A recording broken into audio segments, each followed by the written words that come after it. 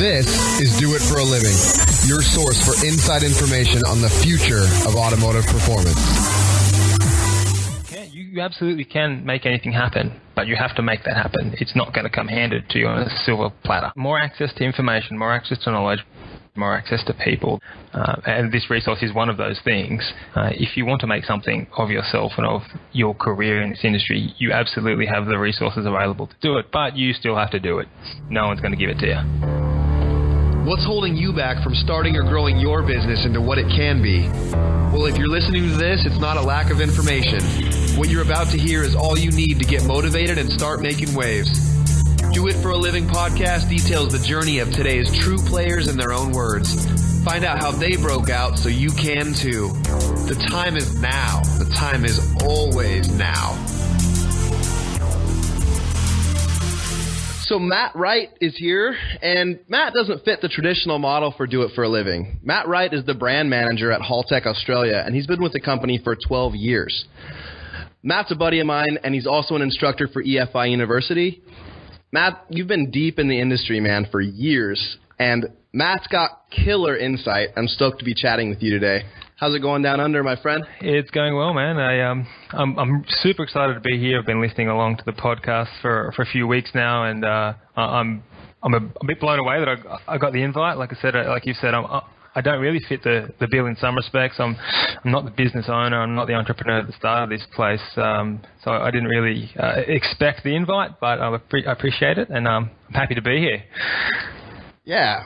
You've been in this industry for a long time. You've got a lot of valuable insight that our listeners are going to need to be taking notes out. Well, let's hope so. Let's hope so. No, hang on. Before we get into this too deeply, Reed, I've got to ask, what's your attraction to Australian men? Because I don't want to get all queer on you in the first minute or anything here, but I mean, not there's anything wrong with that. But yeah, you've had Andy at Adaptronic, you got Scotty from M-Tron last week. It was Todd from Mainline. You've had Shane Tecklenburg on a couple of weeks. I know Shane's not Australian, but he drinks like one and swears like one, and he does work exclusively with Motec ECUs, which are another Australian product, man. It seems like you've got some sort of a secret hard-on for Australia. Can I say hard-on this podcast? Am I allowed to say that, or are we going to get whatever you want, bro. We're going to get one of those explicit tags on iTunes now? Shoot, I should have listened to that episode with Ben about ethics and the F-bomb a bit more closely, huh? Yeah, you're going to get fired. Man, this could be a bad idea having me on board. Like, we're, 2 minutes into this interview, and I've already tagged up explicit ratings. I've alienated half the population with a gay joke, and I've claimed Shane Tecklenburg one of the world's best EFI tuners as a countryman just because he likes a certain brand of product. So I think I don't know how well this is going to work out for us. So I was going to ask you the same thing. What's going on down there in Australia? What's in the water? Phew, there's something in the water. What are you guys doing? Hey, it's funny. I get asked that a lot.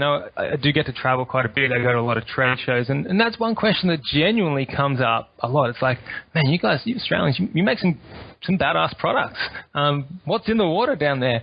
I think the reality is, if you make a product that's good enough to survive in a market in Australia where there's not a huge population and it's a big ass country, like landmass of Australia is about the same size as the United States, less Alaska, but you kind of bought that from the Russians anyway, so we won't talk about that. But it's a big country, but there's about 10% of the population that you have in America. So if you can make a product in a geographically diverse country like Australia where you have such a small population, you can make a business out of it, and it can be good enough to be self-sustaining. And Australia's got quite high wages, so your products are generally expensive. If you can make it work here, then exporting, you've probably got a good enough product to export. And so when you send it overseas, you do generally do pretty well. There's a lot of barriers to export, but once you get a good network going and you get good sort of trade and being able to get your shipping and your receiving and having dealers and that sort of stuff on the other end, the product doesn't tend to be the limitation. Why do we have so many EFI systems in particular from Australia? That's a tough one. All I can go back to is probably two things. between Haltech, Motec, and Autronic, our three companies are all three of the oldest companies in the industry.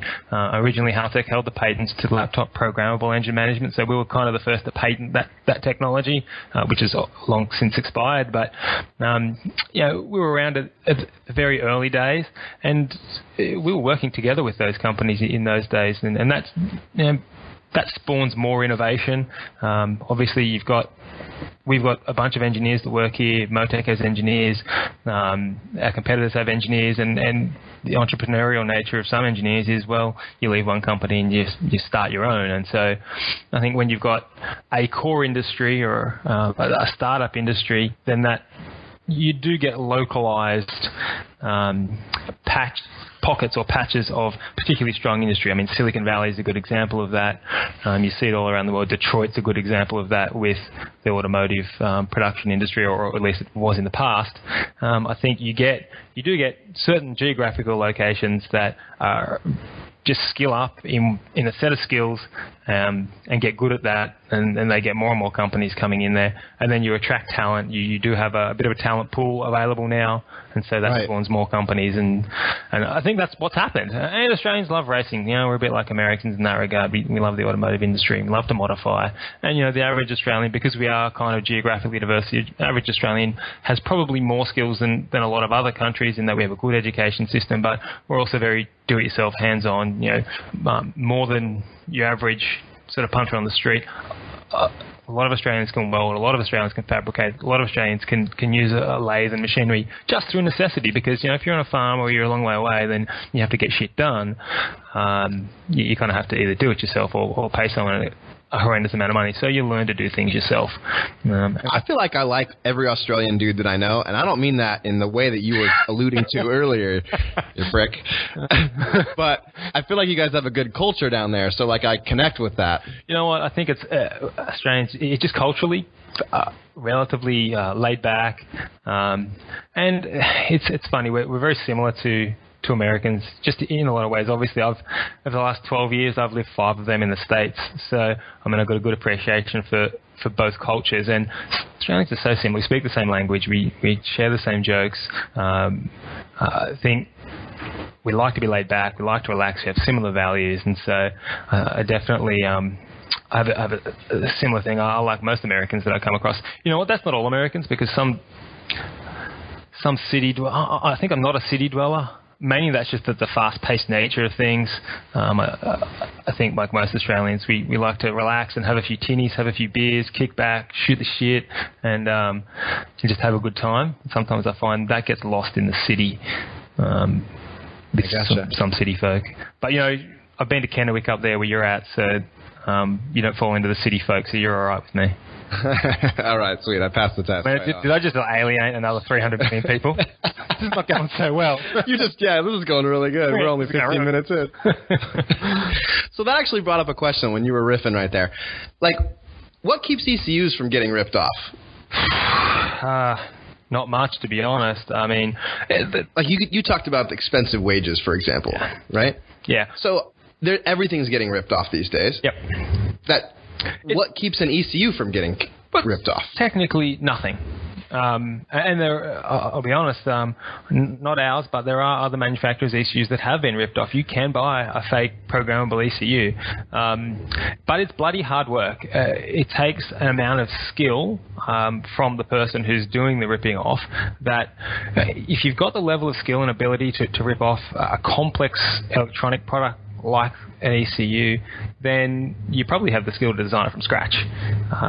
The other difficulty is, and I think this is what people who rip off products run into, is that it's one thing to have a product and it's another thing to sell it. We've got a market of, there's probably 25 to 30 very capable programmable engine management systems on the market right now.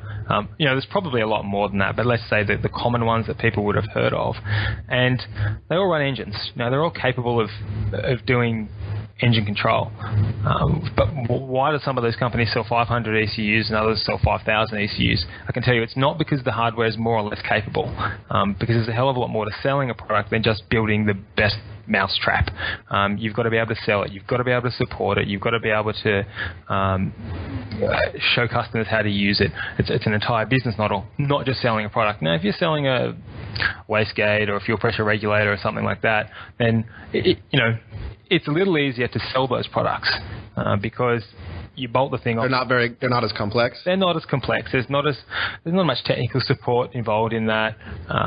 They work or they don't. The mechanical devices tend to be, people understand them. Where electronic device, they're a lot more support intensive.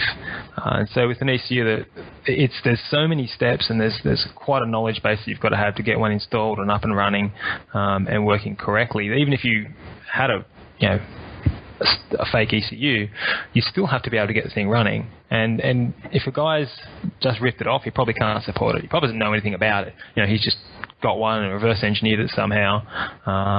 But he might know about electronics, but we make an electronic product, but for the automotive industry. So what we need to know about from our tech support guys, and we've got all our R&D happens in-house. We do all our own design in-house. Those guys are all electronics, computer engineers, but our sales and tech support staff are either mechanics, enthusiasts, mechanical guys. So there's two completely different levels. The guy that designs the product, he's really directed by the guy who is working on it, and that's completely separate things. Because you need to be an electronics engineer to design ECU, or a software engineer or a firmware engineer to write the electronic side of things, the code side of things, but to use it, you're a mechanic. So you got two different markets that you're dealing with there. One guy doesn't do everything, and so that's one of the things I think that stops our products being ripped off more than they currently are. So it has happened. There have been ECUs that have been ripped off, and you can buy some fake programmable ECUs out there, but the fakes tend not to do so well, just because no one can support them. Sure, you can buy a product, but no one can use it. So I want to step back real quick. Yeah. And tell us a little bit about your career. Like, you're the guy behind Haltech's YouTube videos. Yeah, that's right. You're that guy. I'm that guy. Tell us a little bit about your career and how you got into Haltech, what you were doing before that, yep, and then what you're doing now. Yeah, sure, thanks. So I've a 4-year university degree. I'm a mechanical engineer. Oddly enough, I do no mechanical engineering, but that's sort of beside the point. That kind of got me into the industry. I mean, when I was at school, when I was at university, I worked as a mechanic in a mechanical workshop, just changing brakes and clutches, service work, just as a part-time job. And that kind of fueled a passion in me for motor vehicles. And I was doing an engineering degree, and so there's some crossover there, and you're learning hands-on and theory at the same time, which is really good. When I left university, I worked outside of the automotive industry for a couple of years, and Haltech was local to me. That was a local company. It was 15 minutes from my home.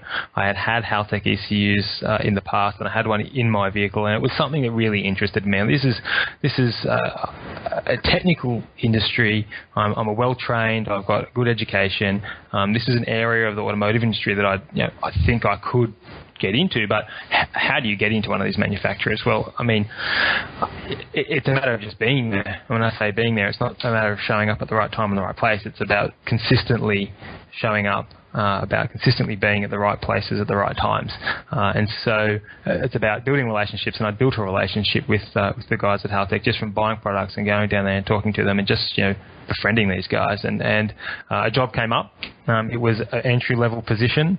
I was officially employed in the production department, crimping wires on wiring harnesses and sweeping floors. So I was it was my dreams crushed a little bit. I at university I've got a 4-year bachelor degree, and I feel like I'm qualified to take on the world at this point. And I started in an entry level position, getting paid about $3.50 an hour, sweeping the floors and taking the bins out. But sometimes that's what you got to do. I thought, this is an opportunity. I'm still young. I don't have a lot of expenses. This is a point in my life. I want to get into this industry. throw yourself at it. And I did. And so that's where I started. And then it wasn't long before I moved from crimping wires to answering phone calls and doing technical support. And I found a bit of a niche there because I did have experience in workshops and understanding where these people were at and using the product. And I had the good technical background. And I kind of became a bit of an in-between within the company between the engineering staff, the electrical engineering staff doing R&D, and the end user in the tech support department. So that was kind of how I started. From there, I went on to, I was asked to come to the US and set up the US office. So that's when I moved to the US. I set up that office, trained the guys that we have running the office there now. And so that US office now stands on its own 2 feet. And so, like I said, I spent 5 years in the United States and over the last 10 years, and the rest have been here in Australia, and I kind of back and forth a little bit. But I just progressed through those roles from technical into management levels, and now I kind of look after new product development. I do YouTube videos, and I'll do training seminars, and write technical documentation. And I still act very much as that interface between the end user and the R&D staff. So helping and being involved in projects where there's a very technical set of conditions that might need to happen, and that could be a complex strategy for boost control or nitrous control or something like that. But at the end of the day, our end users need to know how to use that function. You have to balance a very technical product with a user-friendly product. And that's what I get involved in quite a bit. Alongside all of our other tech support staff, we are very fortunate, and we have quite a large staff. There's 35 odd staff here in Sydney, and we do have all in one building there. Yeah, we're 35 of us here in this building, and there's eight guys in the United States. So that makes us one of the biggest ECU manufacturers, certainly staff-wise. But it also allows us the flexibility to have our tech support staff really direct our engineering staff, because we have enough staff to do that. I can take one of our tech staff, put them into the engineering department for a day, and the tech calls still get answered because there's another 7 guys answering tech calls. So we do have an advantage in that regard. The other advantage that we have is we make all our own ECUs here, so that allows us to have a bigger range of products. We have a pick and place electronic machine that actually puts all the parts on the board, does all the soldering in-house, so we don't have to outsource any manufacturing. We do it all in-house. Oh, wow. So there's a couple things that I want to ask you about that. Yeah. So it's one thing, this is what you said. You said it's one thing to make a product and it's another thing to sell it. Yeah. Products don't sell themselves, and I think that people often think that if they make an amazing product that it's just going to walk itself out the door, and I think that largely that's not the case. Would you agree? Oh, absolutely, 100%. So can you expand on that? Well, as they say in the business world, you can build a better mousetrap, but if no one knows it exists, it doesn't exist. And that's the reality of it.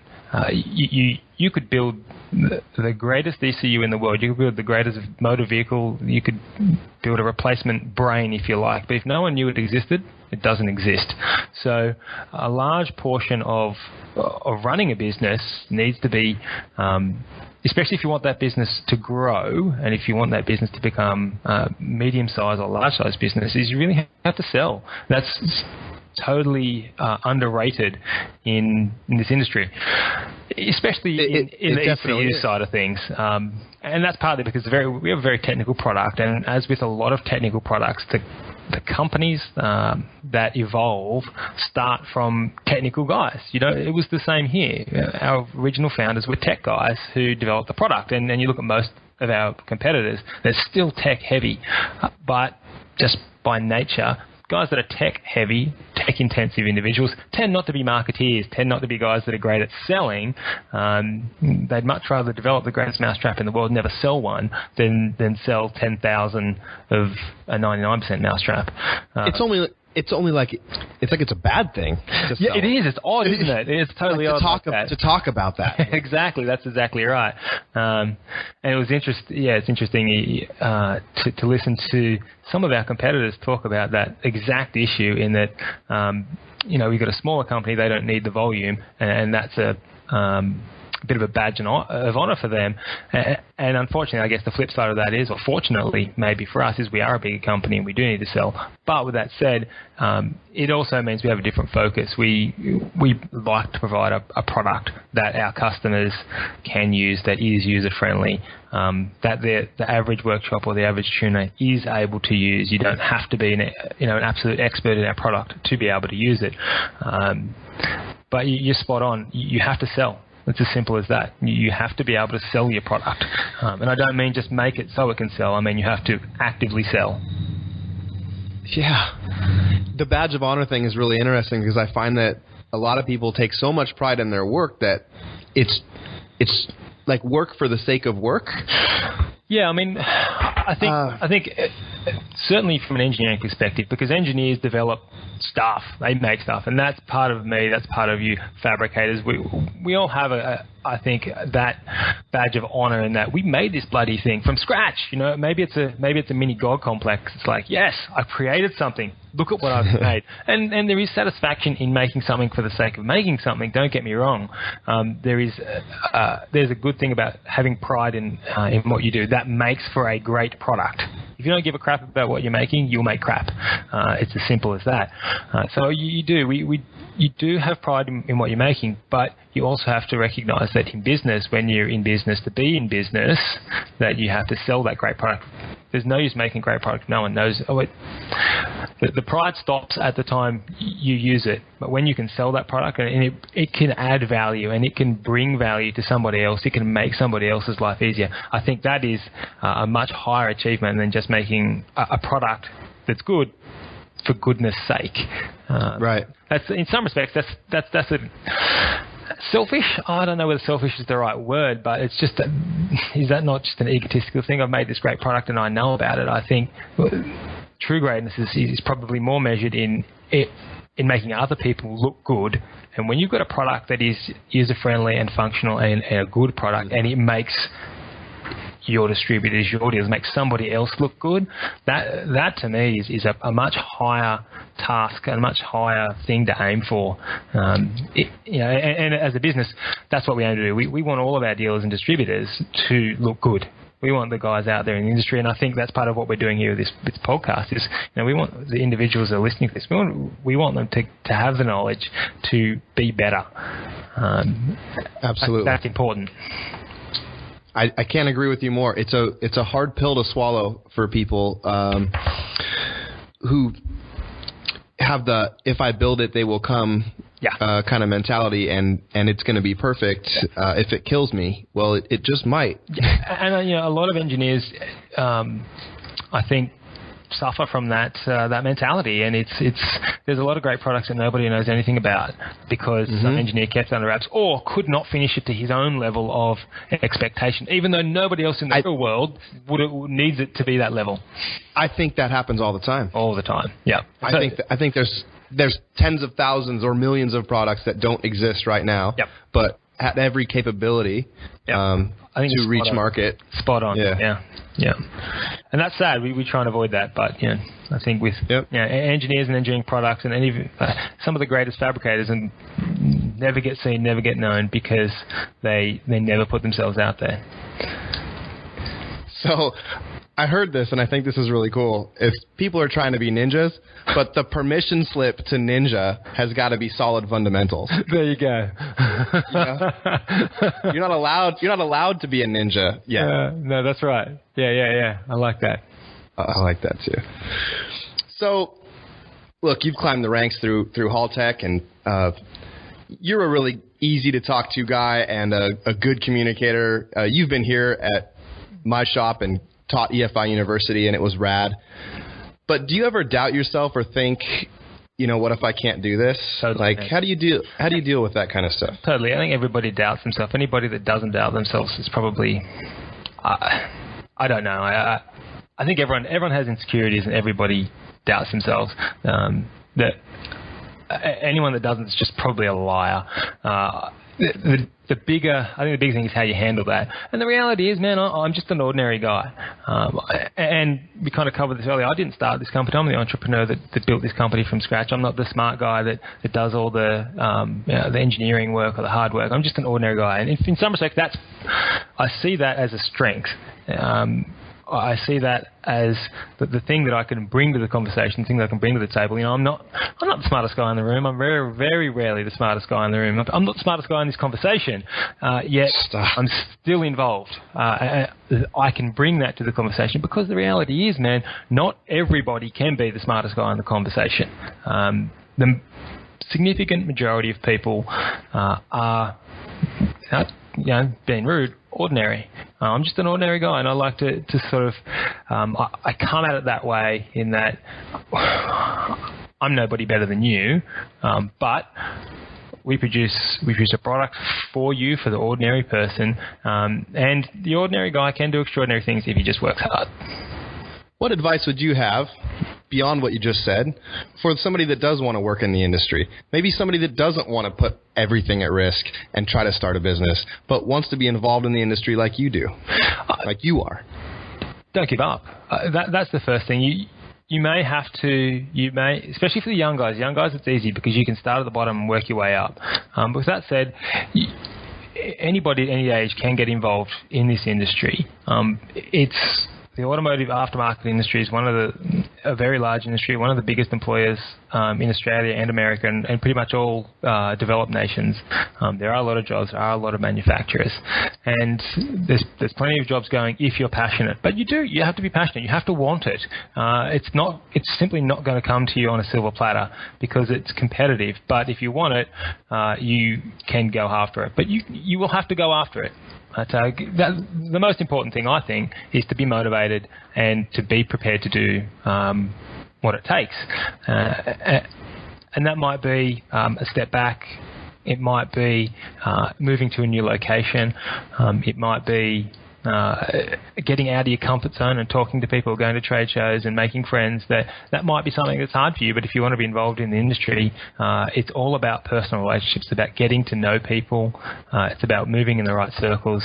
The sooner you start doing that, the sooner you will, the opportunity will come knocking. That's awesome. I would have to agree with you 110%. There's more opportunity now than ever before. There's never been easier access to more information than there is today. Absolutely. I mean, access to information is something that the current generation has that even you and I never had. We didn't have. Yeah, growing up as teenagers, I don't want to sound old, but the internet didn't exist. The internet may have existed, but we certainly didn't have it. We're in Australia, after all. We still had hamsters running on wheels for electricity and all that kind of stuff. The internet came via carrier pigeons. You guys have electricity? Yeah, the hamster's running now. Oh, okay. Yeah, gotcha. Yeah. Good. You're getting all these messages of the pigeons dropping in. It's one of those things. Access to information is and this podcast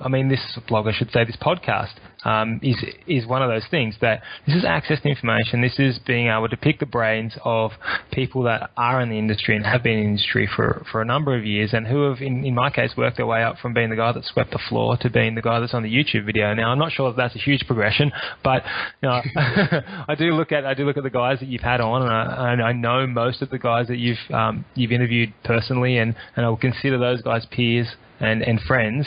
And I think, maybe I have gone down a path in this industry, and I do have a absolutely aim. I look up to you. That's only because I'm 7 foot tall. That's not true. You're 6.5 feet tall yourself. You don't look up to many people. Matt, tell me something right now that you're doing that has you fired up. That could be anything you got going on. Yeah, this is a question that you've asked quite a few people, and I've listened to that, and I don't want to be blowing smoke up your ass too much here, but this podcast is something that's really got me fired up. It's got me thinking. Yeah. Through, what can we be doing to foster this industry to be better, to have longevity, to build up our own distributors and our own dealers and the people that are selling our product. And so one of the things that we're working on is a training program, and not just in obviously using our products. We've got products coming out. People know how to use that stuff. Okay, that's great. That's the solid fundamentals. But being able to help business owners and small businesses, tuning shops, build their better business, do their business better, do their tuning quicker, be more effective at what they're doing, I think is something that's it's kind of got me fired up and a bit inspired to try and work with the people that we're working with and our end users to be better. And this podcast is lit that fire in some respects. So building business systems is something that I think is lost on most people in our industry at the shop level. Yeah. So often the business owner is the system. Yeah. Right? The system to run the business doesn't exist independently of the business owner or the tuner or the mechanic, right? Like that person is the system. And if that person goes away, it all crumbles. Yeah. And so I think this concept of building a business system that exists independently, that would, you're a piece of it, and all the people in your team work within this system, and there's defined guidelines, really helps to run a smoother operation, give consistent, repeatable results. And it allows the business owner to take 3 days off to, have a break. To exist, to take his wife and kids on a long weekend or something, and that's something that I think really burns out a lot of business owners. A lot of businesses will spring up, and they may even do really well for a couple of years, but they burn out because they didn't put in systems and procedures in place for when they weren't there, or they weren't willing or able perhaps to share their knowledge with their employees for fear that employee might become their competitor or leave or whatever. But the reality is that employee, if he was going to leave, he was going to leave anyway. If he thinks he's better than you, then he's going to leave. But that's the kind of employee that you want, because they're the good employees. You want to raise them up. You want to teach them as much as you can and get as much value out of them. The less you show them, the less they can do for you.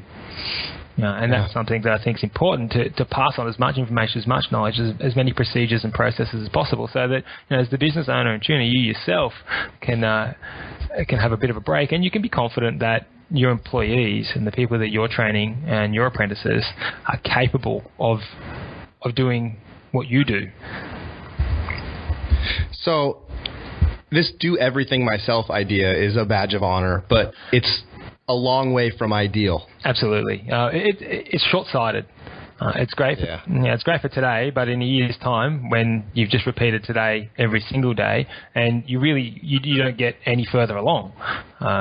There's very little growth in that because it's limited to you. And don't get me wrong, you might be a badass and you might be a hell of a guy and a hell of a tuner or whatever it might be, but you're still only one. And so that's something that. You can see the bottleneck in one guy. As soon as you can spread that load and you can trust people and you can bring them in, then you can multiply. Yep. And that's something that I hear over and over again that's lost on a lot of people. And I really hope people can think about this concept of, am I the system in your business? Are you the system? And if you go away, will everything crumble? And that might feed your ego and your pride and everything, like, this all relies on me. But honestly, there's just a better way to run your business, and that's to put systems in place so that you can consistently, you could grow and consistently have results for your customers, and a consistent experience, I think, is huge. I totally get it. I mean, I guess the question is, what do you want to make of your business? It's one thing for your business to be all about you, but when it comes only at the expense of you at the same time, is that really a profitable business? Is that really what you want to do? Versus, ultimately, if you have a customer focus, forget about you for a moment. Step out of your own shoes. I can tell you right now, what is best for your business is what is best for your customers. And so step out of your own shoes and forget about yourself just for a moment. Only for a moment, okay? I know we're all a bit narcissistic. Just do it for a minute and think about your customer. If you can provide what is best for your customer, then that is going to be what is best for you and what is best for your business. And focusing on, and that is upskilling your employees, having your employees be able to do more and more consistent at a higher quality, at a better level. That helps your customer. And your customer is ultimately the guy that's paying your bills. Absolutely. You don't pay your own bills. Your customer pays you for it. And so that's that will make a better you, a better business for you. You just have to get out of your own way for just a moment. Just a moment. And, yeah. You're dropping value bombs here. I'm all about it. Dropping the V-bomb. You guys need to be soaking it up. A book. I feel like books are often, like, people are like, books? I don't read any books. I will tell you, the E-Myth Revisited talks about this. So if you're interested in finding out more about this or trying to understand this concept, read this book, The E-Myth Revisited. Really interesting, thought-provoking stuff. So like I said, there's information out there. If you're interested in that concept, read that book. And I'll second that. In that, even if you're not a reader, and look, let's be a realist. Not all of us are good readers. Personally, I'm a good reader, and I'm fine. I'm a reader, but not everybody is. But we can all listen. So you can get ebooks, you can get players to play ebooks back for you on the drive to work, or you catch a train to work, whatever you might be doing when you're traveling around. You can speed that thing up, and you can listen to an ebook which might take you, a month to read. You can listen to it in 5 or 6 hours, which could be 2 or 3 days trips to work. Don't limit yourself because I don't have time to read, or I fall asleep at the first page, or I'm not a good reader. That's no excuse. I don't want to hear it. You can all hear and you can all listen. And so ebooks and e-readers that read ebooks to you allow you to get that information into your head. So true. The irony is that my name's Reed, and I hate to read. There you go. I listen to audiobooks all the time. Yeah. I listen to audiobooks while I'm driving so that I can just drive down the road and consume this stuff, and I love it. For sure. I'm a big audiobook fan. I've got about an hour's drive to work every day each way, and so, that gives you a lot of time to consume knowledge every day. You can sit there and you can listen to some mind-numbing radio, which, that might be fine for one day of the week. But soon enough, that same Lady Gaga song or whatever it is you're into gets boring. You can be gaining knowledge in that period of time. But I think that's the difference. Some people love knowledge and love learning, and others just don't. I think you find the people that are successful, the people that make it, are those that love learning and love knowledge. And those that don't love learning and don't love knowledge, well, they might be flipping burgers. Yeah. So awesome.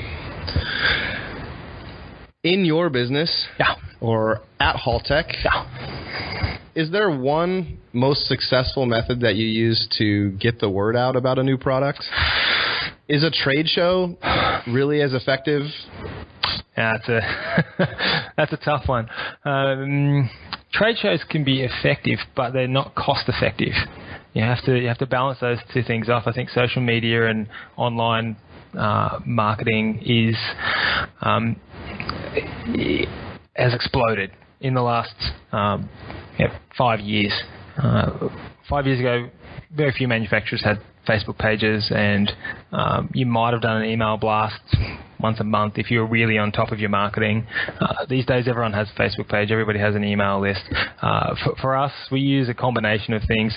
If I was to say, well, I have to cut marketing in every area but one, I'd probably keep Facebook.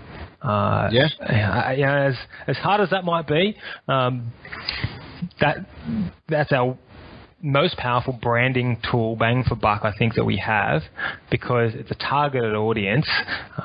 It's instant feedback, and we're all about instant gratification these days. But we instantly get back within 24 hours. How many people looked at it, how many people liked it, how many people were interested in it. Instant gratification, instant knowledge. We put out a magazine ad that cost you $1,500. You got no idea what the circulation was, who read that magazine, who engaged with it. There's so little feedback from that, and trade shows can be the same. You spend $50,000 going to SEMA, which is about what it costs us to go to that show for a 20 by 10 booth with staff, flights, accommodation. You're looking at $50,000. It's big bucks. You think, man, if I spent $50,000 on my Facebook advertising, or going to a race meet, or even just going to visit workshops, building relationships with people, what more could I have got for my marketing dollar? So I think online, Facebook, and don't underestimate just personal relationships. Giving those guys a call, seeing how they're doing, see if you can help with anything. That's probably the one most powerful marketing thing you can do, is talk to people. Mm-hmm. And I would say the least actively sought out. Like, you might be doing it just by going to races and events, but yeah, actively going out, reaching out to people, and seeing, like you said, how you can help them is pretty huge. I know if you call me and you're like, how can I help you? I'm going, what does he want? Oh, he really just wants to help? Just wants to, okay. I might pass out. Okay. That's a dying out. Okay. But, yeah, that's huge.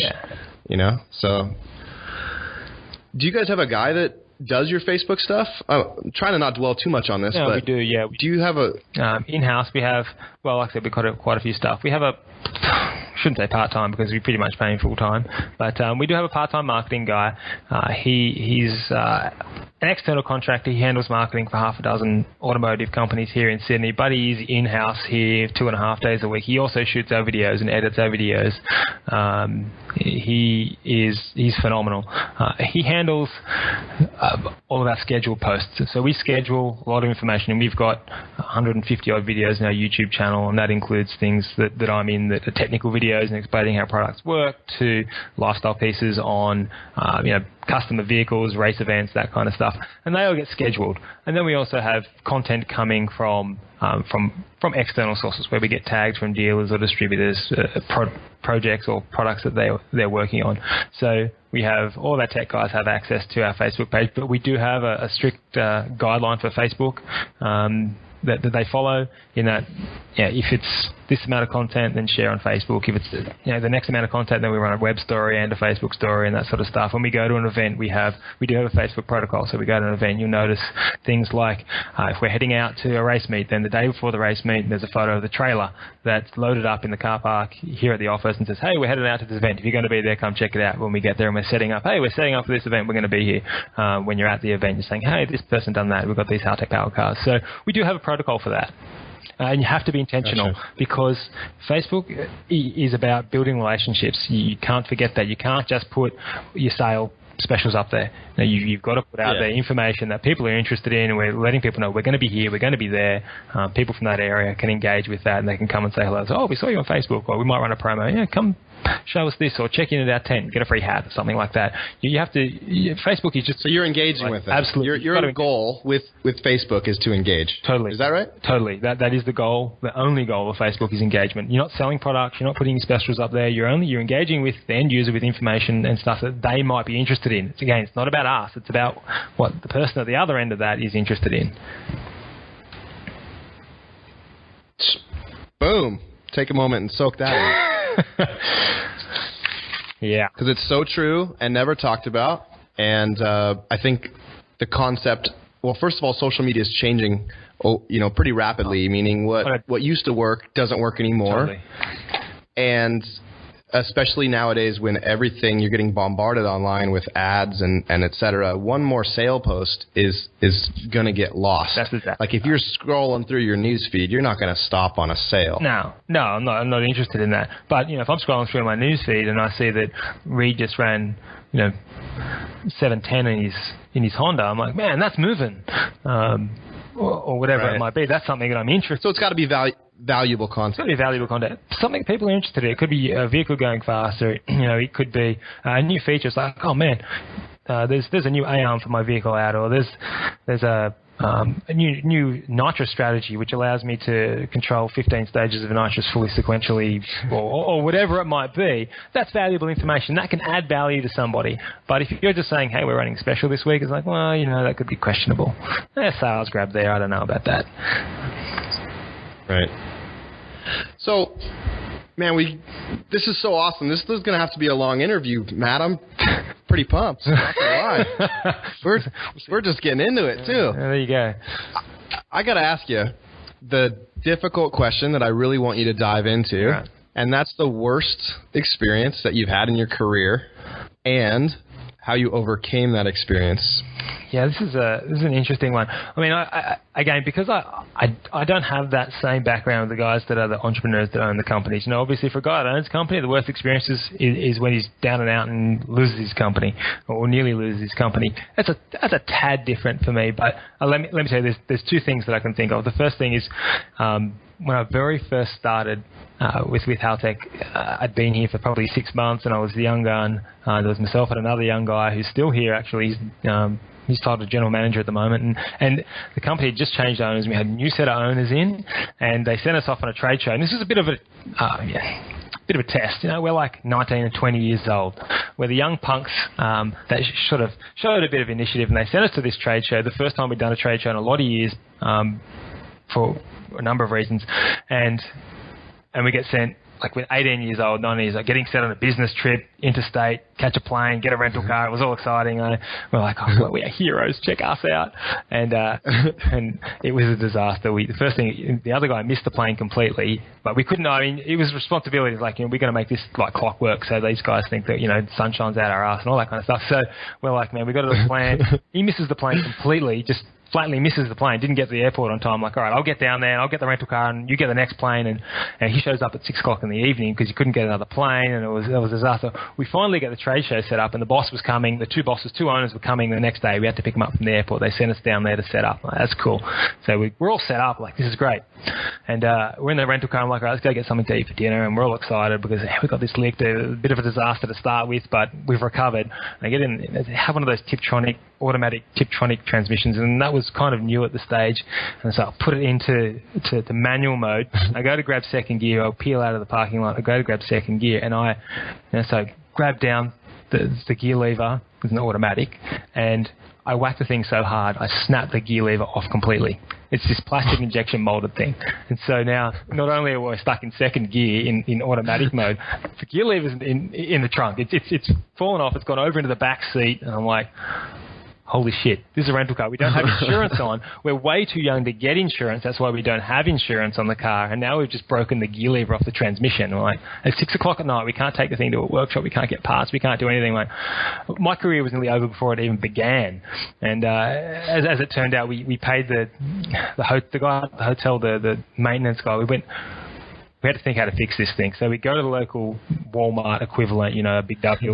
We buy a golf club, because golf club's got all these little stepped shafts, right? All different thicknesses. We go and buy a golf club and a hacksaw. Hacksaw doesn't cut a golf club, by the way. You can't get it started. So we go to the maintenance guy. So we need this thing cut up in all these little size tubes that are all different. We needed like 1 inch long of these 3 sizes to get this thing to fit. So we jerry rig this thing back together, super glue this shaft down inside the gear lever, and put it back together. Park the thing in a back alley, hoping it got stolen overnight. Park the thing in the back alley because the gear lever was just sitting there until the glue dried. We couldn't drive it. We couldn't give it the concierge to park for us because you couldn't get it in gear. You couldn't touch the thing. And it turned out all right. The next day we get in the car and the boss shows up, and of course he has to drive because he's at least got an insurance policy. And we are sweating bullets in the back seat that this thing didn't just kind of tear off in his hand and there'd be wet glue on it and all that sort of stuff. That one turned out all right. It didn't. The car stayed together, and so that modification was better than new, we thought. So that was for 24 hours. 12 hours overnight. We were down and out and worried, scared shitless that this is it. We're going to be done. They're going to fire us. There's going to be like some $10,000 bill on this. We're going to lose our jobs, and they're going to be employed again. That was an interesting one. Well, that's an interesting. It was nearly all over before it began. I think everyone has one of those stories where they break or nearly break something horrendous. Yeah, but most of them don't tell the entire world on a podcast. Thanks for mentioning that. You're welcome. Doesn't listen to this. I think the second time, the only other time I've been really. And for me, it's frightened of just losing my job. It's like this could be it. This is it for me. Was when I was leaving my position in the USA, we had one particular customer who's no longer in business, and you'll see why. They were a good customer, sold a lot of product. They had sort of an account with us. And that was only because they bought so much stuff, it was just hard to pay checks every week, And so within the space of about 2.5, 3 weeks, and they were location-wise, they were very close to us. And so they weren't going anywhere. They were literally in the building next door. They'd built up about $65,000 worth of debt, which was not unusual for 2 or 3 weeks trading for them.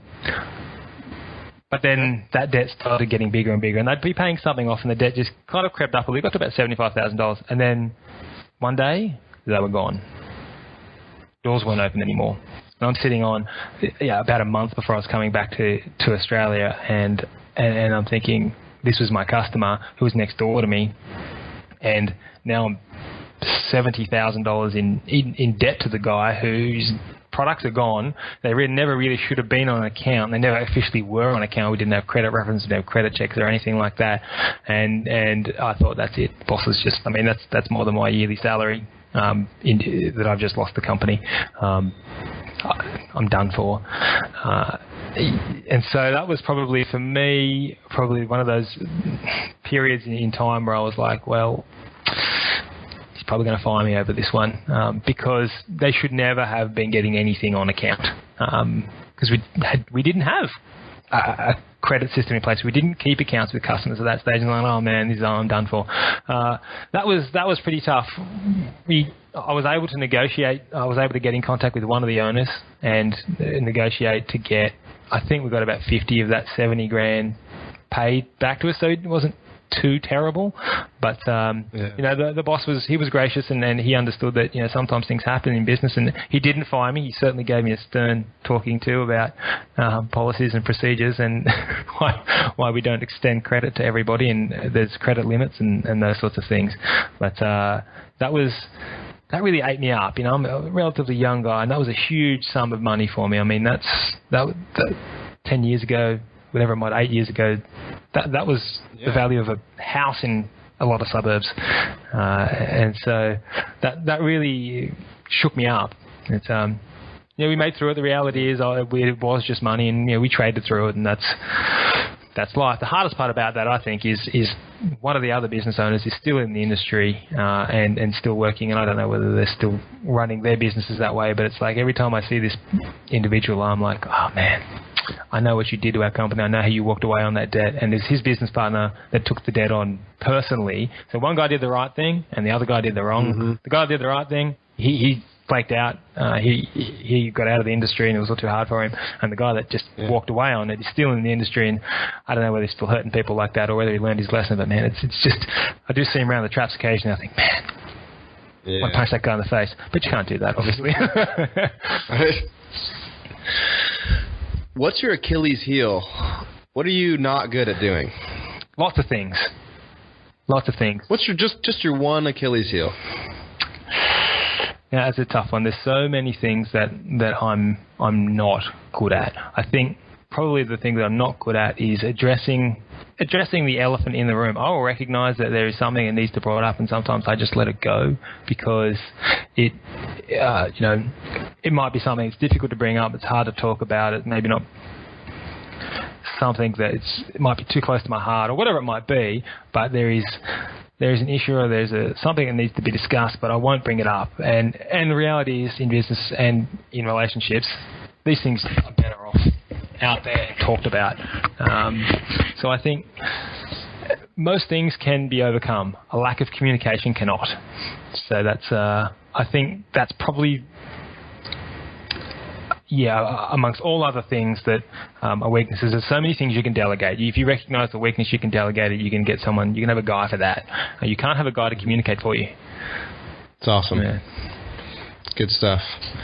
And you might not know, because I do ramble a lot of crap, like I've been rambling on for the last 53 minutes or something. This is awesome. I'm just soaking it in, brother. I love chatting with you about this stuff.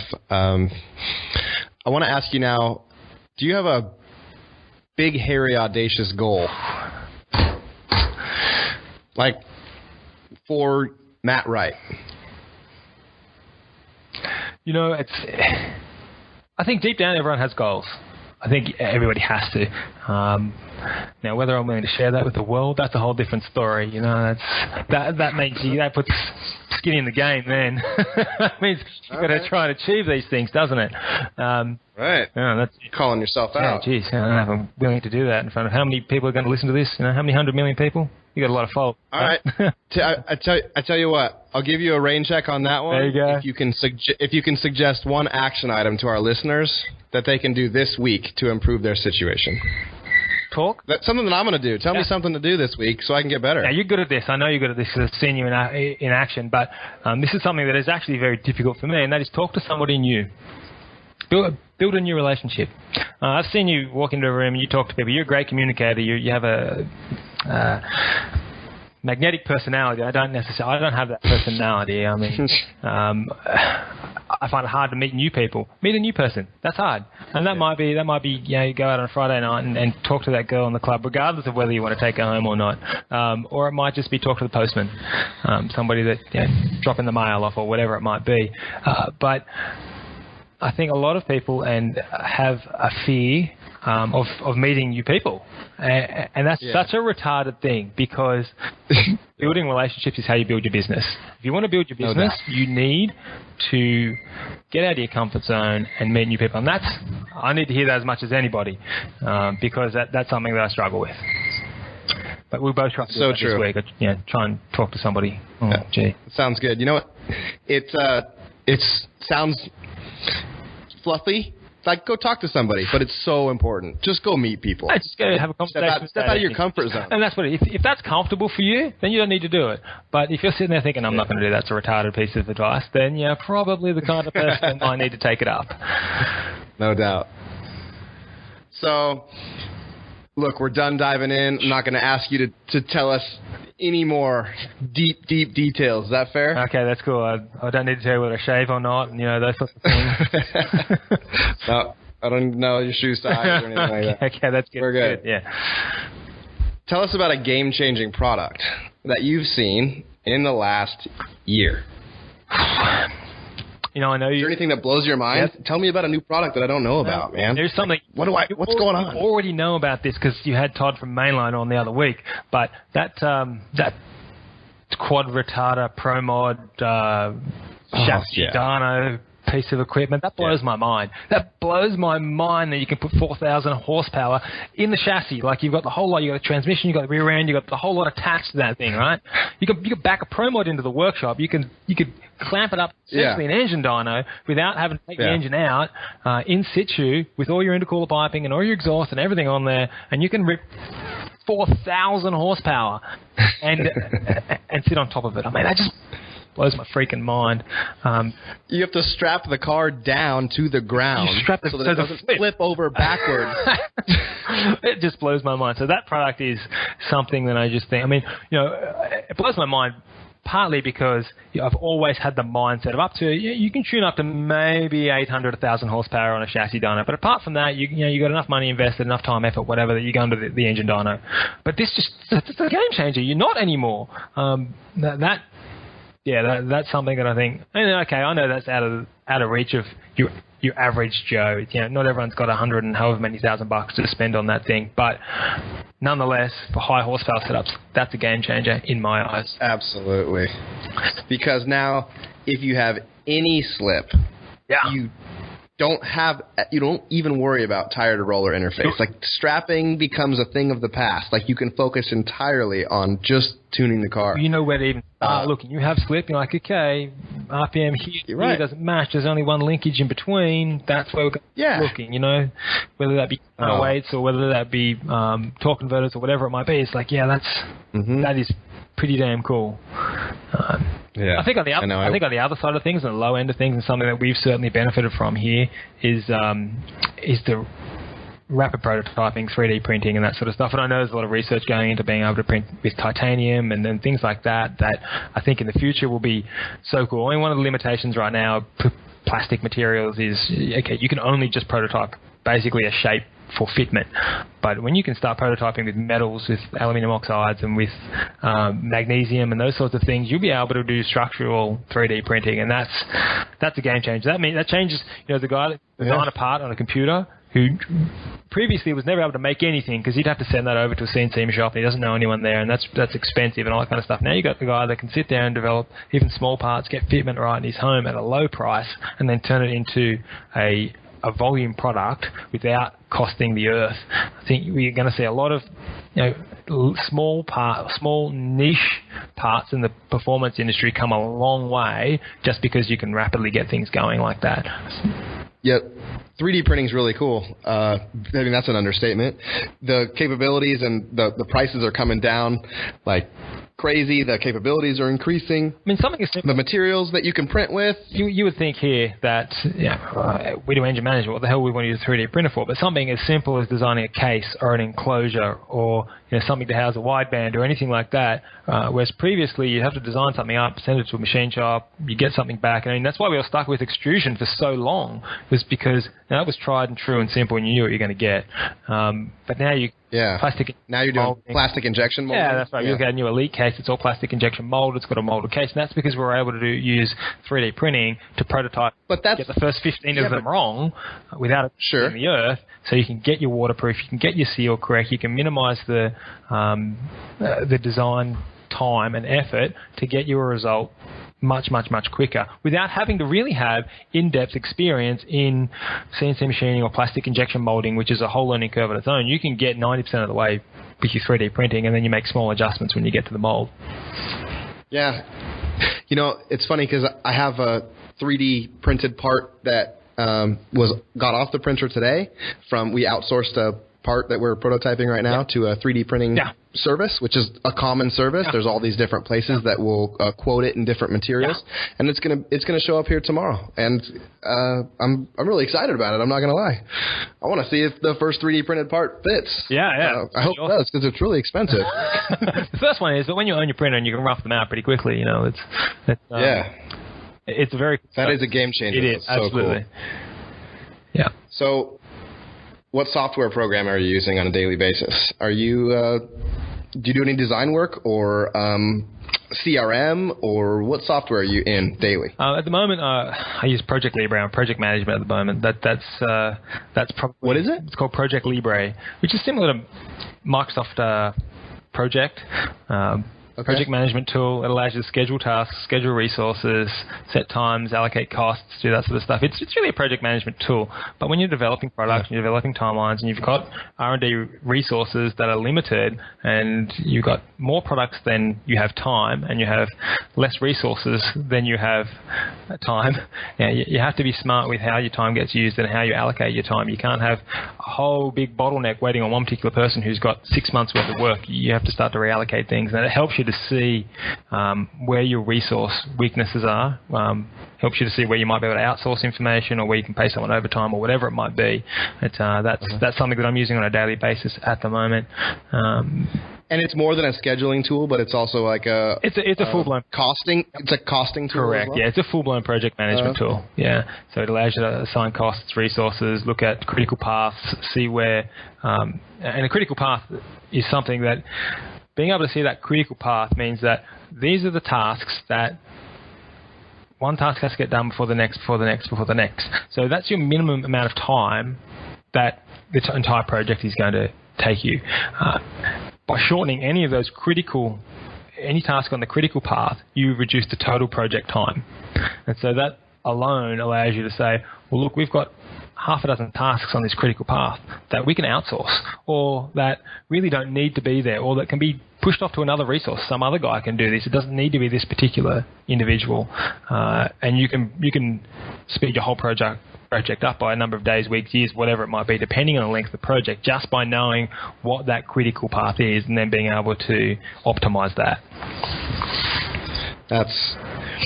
I love that kind of stuff. I'm absolutely fascinated by project management because I've been in the dirt and the gutter for so long. Just the project management that I know is show up earlier and stay later. It's totally like that. And beg your team to work harder with you. And like, that's not project management. So like, it's been 10 years of just trying to figure out little steps and little methods. And only recently has it become clear and systems are starting to be put in place because of what we talked about earlier, building systems that exist independently. Yeah, that's right. And we use a different software, but it's really interesting to hear you kind of talk about that stuff. I'm absolutely fascinated by project management, for sure. I think that's a weakness of most automotive workshops, especially performance shops. You walk into the average performance shop and you look at how many half-finished projects or vehicles that have been there for the last 6 months. I'm totally guilty of that. I'm absolutely guilty of that. Oh, it's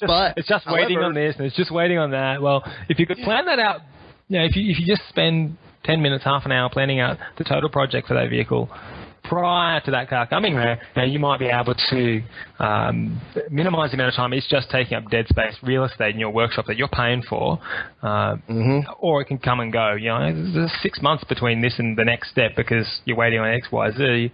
Well, you can store this back in your garage and you can see your pride and joy. It won't get dusty and dirty and whatever in my workshop here. Yeah. I could not agree with you more, and that's why I'm so fascinated about it, because I feel like I can finally see the light at the end of the tunnel, and like I feel like it's within reach to have systems in place and organizational structure to where things are getting done on time, and that's all the difference in the world, because nobody's doing that, or it's very rare in kind of our world. Yeah, it is. Or you have an ad hoc system that is, we're only going to take on projects that we know we can finish in a certain amount of time. Now, that's doing the same thing. It's just that it's all in your head. You haven't put it down on paper, but you know in your head that it takes this long to do this task, and we're going to do this, followed by that, followed by the next thing, and the total, because of experience. That's experience teaches you a lot, but you have to have the experience to get the experience, as opposed to planning something prior to getting there. You can gain that experience much quicker. Now, you're not going to get it right the first time or the second time, but as long as you learn from the mistakes that you made, then you will get there much, much, much quicker. Yeah. It just depends on the scale that you're trying to operate at, because if you're a couple of guys, you don't need that. But if you're trying to arrange this full team of all these different people that have to contribute their piece to the puzzle, then you've got to have orchestration. That's for sure. That's spot on. Yeah, small workshop, 2 or 3 guys. That might be in the back of a napkin. When you've got 35 employees and you're doing engine. Yeah. I mean, a lot of workshops will say things like, well, we're not going to take on a project that requires engine work because that we have to rely on somebody else to do the engine work. So we're not going to take that project on. Which, if your market's strong enough that you can do that, then that's your own form of project management. Now, the flip side of that is if you need the work, that's okay. Just be aware and plan better that engine's going to be out. Can you run this project, this one vehicle as a project more efficiently, more effectively? What's your critical path? In what ways, just think 5 minutes, in what ways can you make this whole thing go faster, whether it be the vehicle can go somewhere else, or they take the whole thing to the engine shop, or whatever it might be. Can you look at one vehicle as a whole project and minimize the amount of time that it's either in your workshop taking up your space or taking up your head space in some cases? Yeah. Cool. How about a favorite app, Matt? Favorite app? Like, I'll break the ice for you. Yeah. Chris said Dunkin' Donuts, so that's not really what I'm looking for, but I'm looking for something. I'm looking for you to blow my mind. That's what you're telling me. Tell me an app that I don't know about that I need in my life. Gee, that's a tough one. No pressure. No pressure here. But I have an e-reader app, eMoon, and it allows me to speed up e-reading. So I don't have to read it, at normal pace. You can read it 2 or 3 times the pace. That helps because similar to yourself, I love to listen to e-books, podcasts, and that sort of stuff. And this just makes that happen a little bit quicker. So I don't spend a lot of time on apps, I'll admit. I work in the technology industry, but I try and keep my face out of the screen whenever I can. So that's something that allows me to do the thing that I want to do and enjoy it, which is learning and reading, or hearing in this case. So my e-reader. Fair enough. That's great. All right, so last one. What's your favorite shop tool? Tell me about a tool I don't know about. Tell us about a tool. A lot of people have said the Pico scope, which is a cool scope, but it's I don't want to come off as a tight ass of the group, but they're a bit expensive for my liking. I've got the cheap version of that. I've got it's a USB oscilloscope, but it's like $150, and the Pico is like 4 times that. What is it? It's just called it's a USB oscilloscope. Okay. The USB instruments is what it's called, and 2-channel scope, and that thing comes everywhere with me. Obviously, I've got my laptop, and then an LED test light, an old-fashioned LED test light. All right. Where you've got green light, red light. Where do I find out more about that USB oscilloscope? I'm just curious to look into it. You should search on Google for USB instruments. up there, and I think it's called, the website's EasySync, easysync.com. Okay. Yeah, it's pretty cheap, 2-channel job, and it does everything you need to. Oh, you know what? Actually, my favorite tool, which attaches to that, so you need a scope to do that, is a DC current clamp. I love that thing. And that's used for setting ignition system dwell time. There's no other way of setting the dwell time correctly with an ignition coil without a current clamp. Fair enough. Yeah, all electrical things. I guess that's the world I work in, unfortunately. That's what you're stoked on. Okay, that's it. Well, what can I say? So, last question. What is the future of automotive performance? Matt Wright. Future of automotive performance is complex. That is the reality. I think we'll tend to see more and more diversion. We already see there's the engine builders are sticking with engine building, and the tuners are becoming less and less engine oriented. There's going to be people will specialize. There's going to be more and more specialists. The reality is, I think in 15, 20 years' time, the performance automotive industry is going to be full of nerds. Similar to yourself and myself, but that's not. I shouldn't say nerds. People that love to learn, because you can teach an old dog new tricks, but the automotive industry is getting so complex. The engines that we're using are getting so complex. There's so much involved that to modify them, you're going to need to be someone who has learned a lot. I'm not saying that's not saying you need to be someone that's smart. That's not what I'm saying, because there's no such, in my eyes, there's really no such thing as smart. You learn a lot, and everybody learns differently, and everybody has different skills and talents. Now, just because you know a lot doesn't mean you're going to be able to run your business, because you're going to need someone that communicates as well. So I think the automotive industry is going to be full of people that are learners and that are consistently learning. You won't be able to learn your trade today and be able to rest on that for the next 50 years. I'm picking up what you're putting down. I'm smelling what you're saying. I like it. You're smelling what I'm selling. I don't know. I didn't think those odors came across the internet. The pigeon just dropped it down. Okay, that's good. Pigeon drop. So how do we connect with you guys at Haltech? www.haltech.com, of course, the website. Myself personally, Matt at haltech.com, or Facebook. We have Haltech ECU on Facebook. You can join our other 75,000 followers or whatever we've got there. That's Facebook is. I mean, you're kind of a big deal. You're just flexing on me right now. Saying that, I'm just like, 70,000 fans. I don't even know what that means, but it's means you're famous online. Apparently, it means you can see my ugly face. If you didn't like the accent, you want to see the flesh. Who Matt Wright is? He's the man. Check him out. Check it out on YouTube or Facebook. What's your YouTube channel? Haltech ECU on YouTube, and there's 3 individual channels there. We have tech videos, we have lifestyle videos, and we have workshop stuff. So it's pretty cool, and there's more and more of that coming online, and that's where you'll see me more often than not. Doing your thing. Doing my thing. That's it. Right on. When I'm not doing podcasts with cool guys like you, man. Right on. That's what I'm talking about. That's it. So, Matt, thanks so much. It means everything.